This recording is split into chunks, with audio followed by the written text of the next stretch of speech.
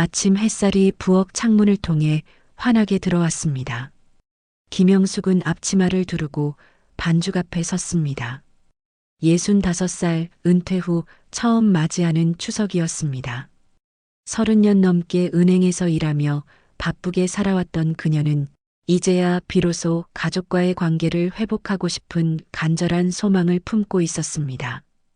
그녀의 손끝으로 빚어지는 송편 하나하나에는 사랑과 헌신, 그리고 지난날의 미안함이 고스란히 담겨 있었습니다. 남편이 일찍 세상을 떠난 뒤 그녀는 혼자 아들 동현을 키웠습니다. 일과 육아 두 가지를 동시에 해내느라 명절에도 제대로 된 상을 함께한 적이 손에 꼽았습니다. 떡을 빚으며 그녀는 작은 미소를 지었습니다. 이번엔 달라질 거야. 내가 먼저 따뜻하게 다가가면 돼. 이 다짐만이 그녀의 마음을 지탱하는 유일한 희망이었습니다. 영숙은 깨소금을 섞은 팥소를 반죽 위에 올리고 정성껏 송편을 완성했습니다. 찜기에서 김이 모락모락 올라왔고 쌀가루와 깨, 꿀이 어우러진 은은한 향이 부엌을 채웠습니다. 그녀는 송편 외에도 파전, 잡채, 갈비찜까지 손수 준비하며 오랜 세월 동안 잊고 지냈던 주부로서의 정성을 쏟아부었습니다.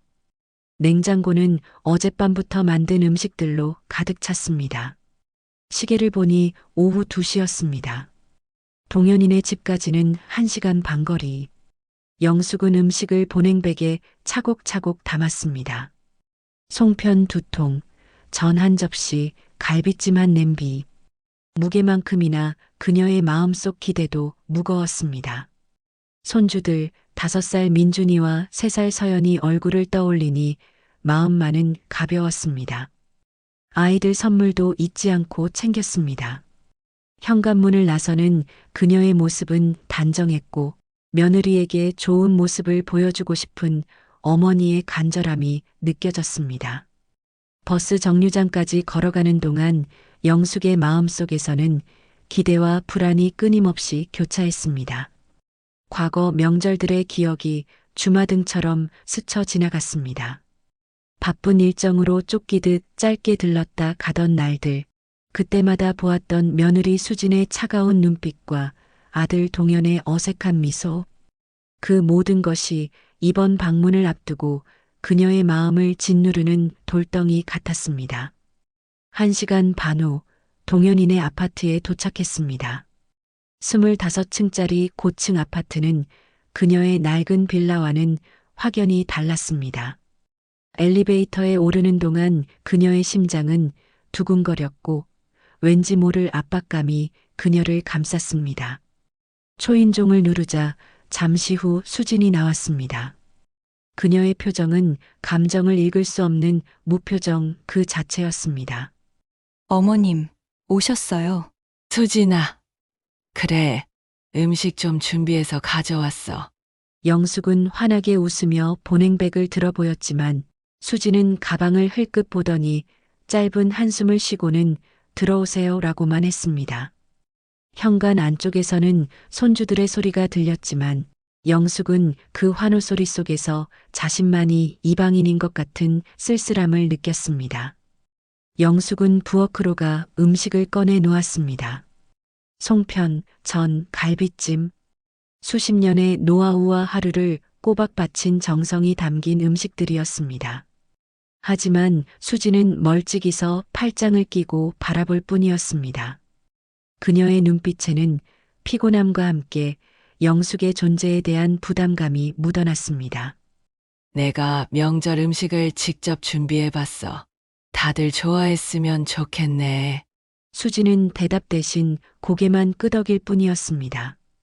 영숙은 손주들에게 다가가 선물을 건넸지만 아이들은 짧은 감사합니다.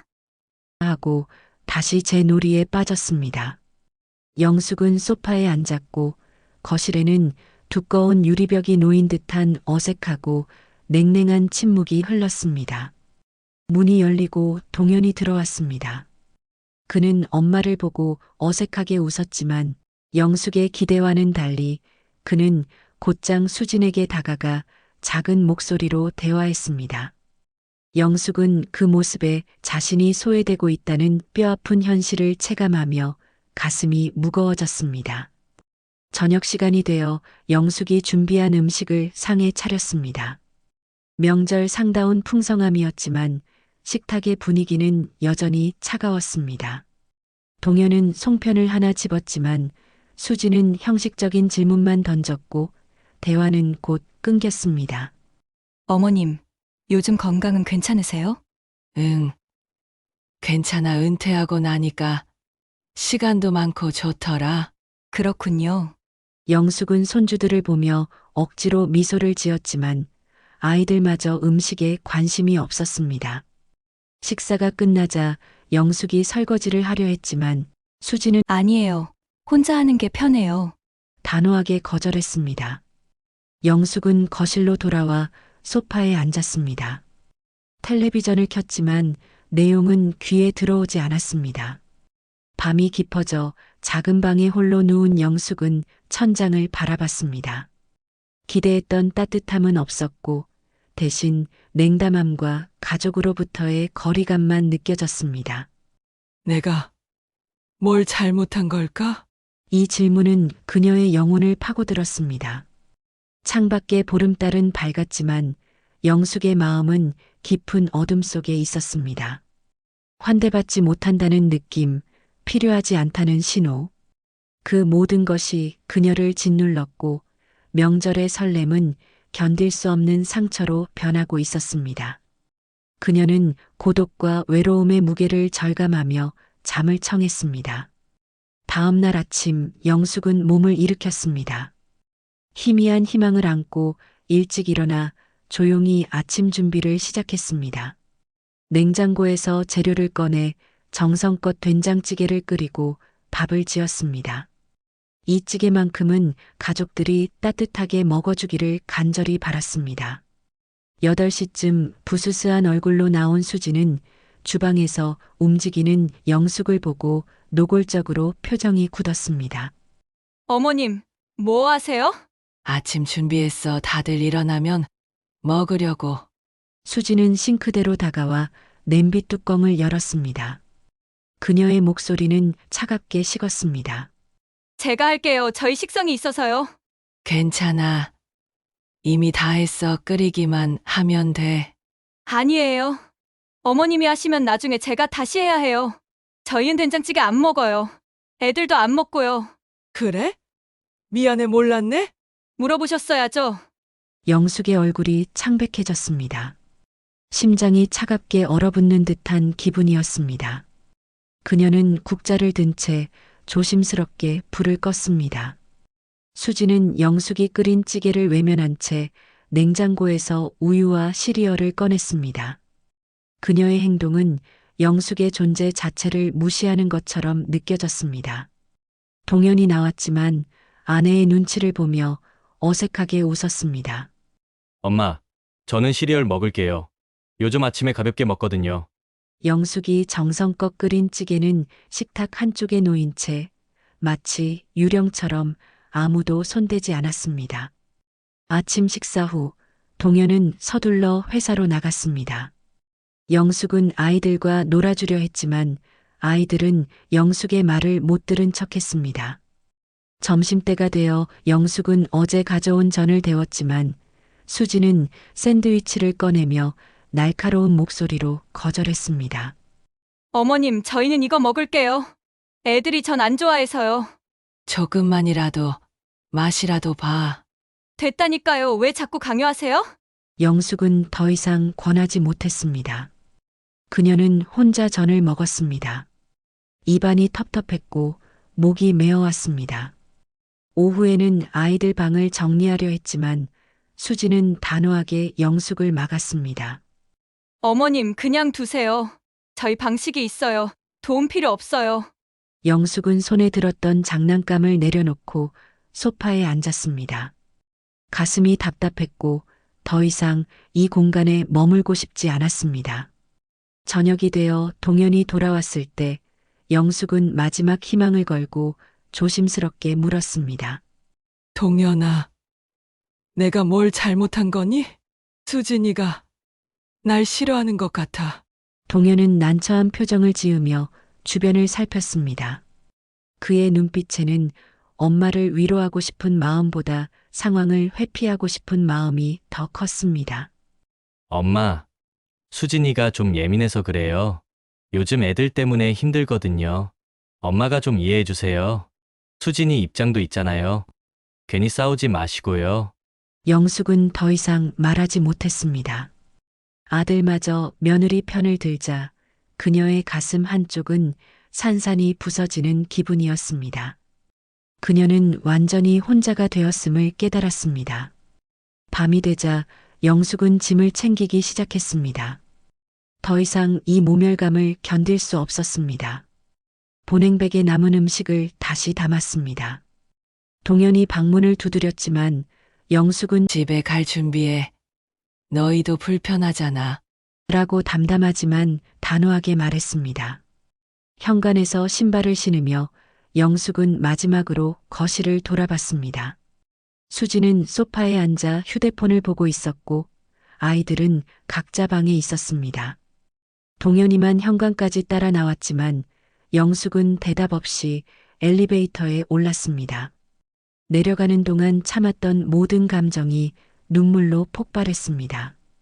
집에 도착해 현관문을 열었습니다. 텅 빈 집이 그녀를 맞이했습니다. 영숙은 가방을 내려놓고 소파에 주저앉았습니다. 한참을 그렇게 앉아 있었습니다. 그녀는 부엌으로 가서 아무도 먹지 않은 음식을 냉장고에 넣었습니다. 송편 하나를 집어 먹었지만 입안에서 녹는 떡에는 아무런 맛도 느껴지지 않았습니다. 침대에 누워서도 잠이 오지 않았습니다. 그녀는 오늘 하루의 차가운 거절과 외면을 되새겼습니다. 이제 어떻게 해야 하지? 작게 중얼거리는 그녀의 가슴 깊은 곳에서 무언가가 솟아올랐습니다. 그것은 분함과 함께 다시 일어서야겠다는 강렬한 옥이었습니다. 이대로는 안 돼. 무너지고만 있을 수는 없어. 영숙은 주먹을 꽉 쥐었습니다. 스스로 바뀌어야 한다는 작은 결심이 그녀의 마음속에 싹트기 시작했습니다. 창밖으로 새벽이 밝아오고 있었습니다. 영숙은 눈을 감았습니다. 이 상처가 오히려 새로운 삶의 시작점이 될 것 같은 예감이 들었습니다. 일주일이 지났습니다. 영숙은 집에서 나오지 않았습니다. 커튼을 치고 불을 끈 채 소파에 앉아 있었습니다. 냉장고의 송편에는 곰팡이가 피었지만 그녀는 그것조차 버리지 못했습니다. 버려진 자신의 정성처럼 느껴졌기 때문입니다. 어느 날 오후 초인종이 계속 울렸습니다. 영숙 씨, 계세요? 저 김태훈이에요. 은행 후배 태훈이었습니다. 영숙은 초췌한 얼굴로 문을 열었습니다. 태훈은 걱정스러운 얼굴로 그녀의 어두운 거실을 둘러보았습니다. 선배님, 괜찮으세요? 연락이 안 되셔서 왔어요. 무슨 일 있으세요? 아니야. 아무것도 그냥 좀 피곤해서. 거짓말 선배님 표정 보면 알아요? 영숙은 결국 지난 명절의 배신감과 모멸감을 털어놓았습니다. 명절에 아들 집에 갔었어. 환영받지 못했어. 내가 준비한 음식도 안 먹더라. 도와주려는 것도 다 거절당했어. 나는 필요 없는 사람인가 봐. 영숙의 눈에서 눈물이 흘렀습니다. 태우는 그녀의 말을 묵묵히 들었습니다. 힘드셨겠어요. 하지만 선배님은 필요한 사람이에요. 제게도, 많은 사람들에게도. 태우는 부엌으로 가 냉장고를 열었습니다. 상한 송편을 확인했습니다. 선배님, 이거 직접 만드신 거예요? 곰팡이 났어 버려야 해. 이 부분은 괜찮아요. 태우는 깨끗한 부분을 떼어 입에 넣었습니다. 그의 눈이 커졌습니다. 와, 진짜 맛있는데요? 정말이에요. 이거 어디서 사셨어요? 직접 만들었다니까. 태우는 영숙의 떡 솜씨의 진지한 가능성을 발견했습니다. 선배님, 이거 팔아보면 어때요? 온라인으로 떡 파는 거요. 요즘 수제떡 인기 많거든요. 내가 무슨 나이도 많은데. 나이는 상관없어요. 실력이 있으면 되죠. 한번 해보세요. 제가 도와드릴게요. 일단 SNS 계정부터 만들어요. 사진 찍고 글 올리고 간단해요. 나는 그런 거 잘 몰라. 제가 가르쳐 드릴게요. 어렵지 않아요. 선배님, 이거 정말 기회예요. 선배님만의 장점이 있잖아요. 정성이요. 요즘 사람들이 제일 찾는 게 손맛이거든요. 영숙은 태훈의 확신에 찬 눈빛을 보며 망설였습니다. 두려움이 앞섰지만 동시에 존중받는다는 느낌이 그녀의 마음을 움직였습니다. 생각해 볼게. 태훈이 돌아간 후 영숙은 오랜만에 커튼을 걷었습니다. 그녀는 부엌으로 가서 밀가루를 꺼냈습니다. 손끝이 떨렸습니다. 이 나이에 새로운 일을 시작할 수 있을까? 하지만 그녀는 반죽을 시작했습니다. 손에 익은 동작이었습니다. 이번에는 오직 자신을 위한, 스스로의 가치를 증명하기 위한 작업이었습니다. 해가 지고 밤이 되었습니다. 영숙은 완성된 송편 20개를 앞에 두고 앉았습니다. 휴대폰을 꺼내 태훈이 만들어준 계정에 접속했습니다. 떨리는 손으로 송편 사진을 찍고 글을 썼습니다. 정성껏 만든 송편입니다. 주문 받습니다. 업로드 버튼을 누르는 순간 그녀의 가슴은 벅차올랐습니다. 창밖으로 별이 빛나고 있었습니다. 영숙은 오랜만에 편안한 미소를 지었습니다.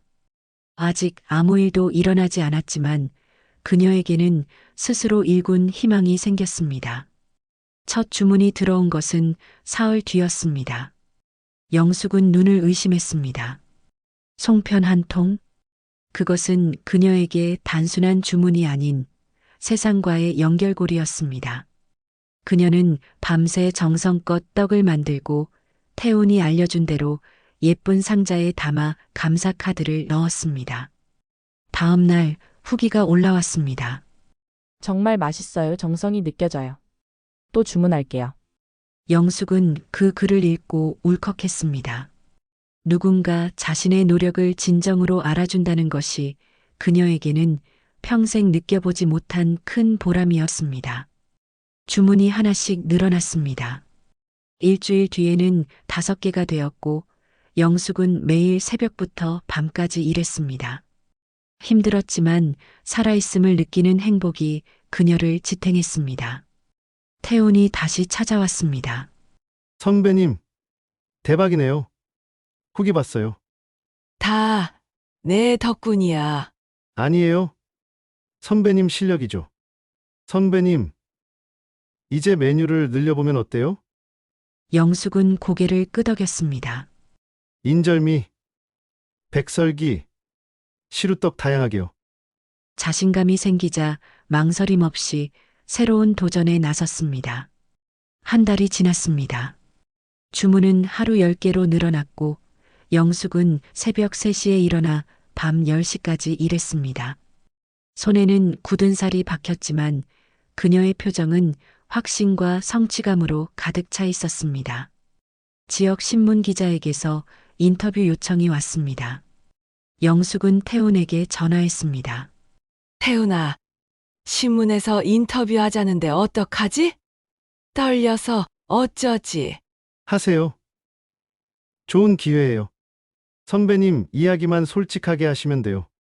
그게 가장 큰 무기예요. 인터뷰 날 영숙은 담담하게 자신의 삶을 이야기했습니다. 외로웠어요. 필요한 사람이 되고 싶었어요. 가족을 위해 만들다가 이제는 나를 위해 만들어요. 일주일 뒤 신문이 나왔습니다. 태훈이 들고 온 신문에는 은퇴 후 새 인생을 연 65세, 떡 장인이라는 제목과 함께 영숙의 환한 미소가 실려 있었습니다. 장인이라는 단어는 그녀에게 삶의 훈장처럼 느껴졌습니다. 주문은 폭발적으로 늘었고 영숙은 혼자 감당할 수 없었습니다. 태훈이 도우미를 구해야 한다고 조언했습니다. 선배님, 이제 도우미를 구해야 할 것 같아요. 선배님이 쓰러지시면 어떡해요?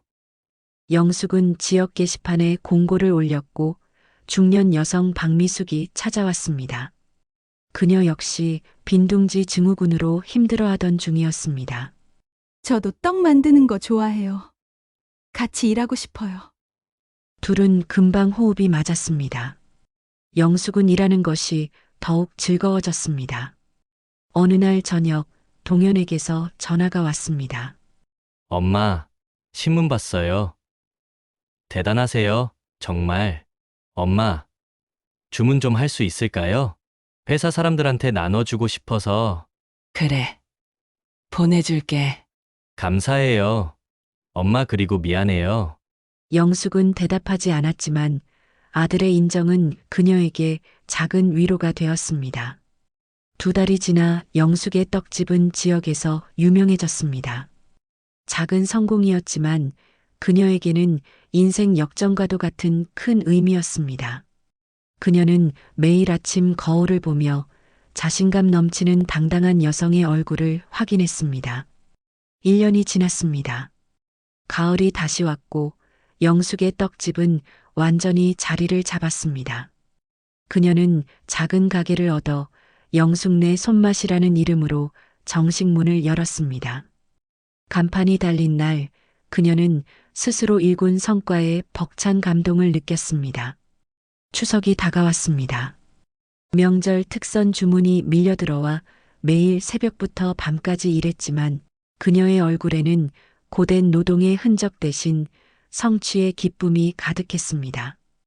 명절 이틀 전 가게 문이 열렸습니다. 동현과 수진 그리고 아이들이었습니다. 영숙은 손을 멈추고 그들을 바라봤습니다. 엄마, 어서 와. 앉아. 동현은 가게를 둘러보며 진심으로 감탄했습니다. 대단하세요. 엄마 정말. 수진은 눈물을 글썽이며 용서를 구했습니다.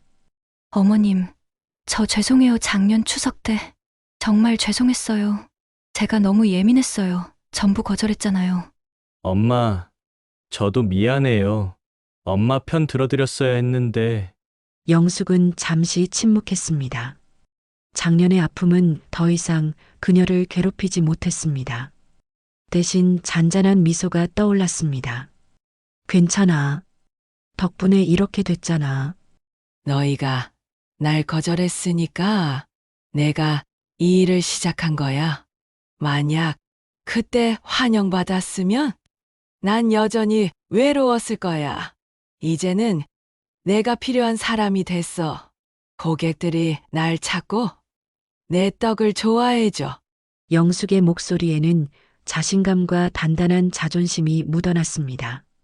손주 민준이와 서연이는 할머니의 가게와 떡을 신기해하며 좋아했습니다. 동현은 다시 한번 이번 추석에 집으로 와달라고 부탁했지만 영숙은 단호하게 거절했습니다. 아니야, 나는 여기 있을래. 명절에 주문이 제일 많거든. 일해야 해. 대신 명절 지나고 놀러와. 그때 내가 음식 만들어줄게. 그녀는 더 이상 가족에게 인정받기 위해 애쓰지 않았습니다. 그녀에게는 자신을 위한 삶이 더 중요했습니다. 수지는 카운터로 다가와 말했습니다. 어머님, 송편 2통 주문할게요. 저희 친정에 가져가려고요. 잘 먹겠습니다, 어머님. 영숙은 송편을 정성껏 포장했습니다. 가족이 떠난 후 영숙은 혼자 가게에 앉았습니다. 가을 햇살은 따뜻했고 그녀의 마음도 평온했습니다. 작년의 상처는 그녀를 무너뜨린 것이 아니라 오히려 새로운 삶으로 이끄는 강력한 동기가 되었음을 깨달았습니다. 미숙이 뒷문으로 들어왔습니다. 사장님, 오늘 주문 완료했어요.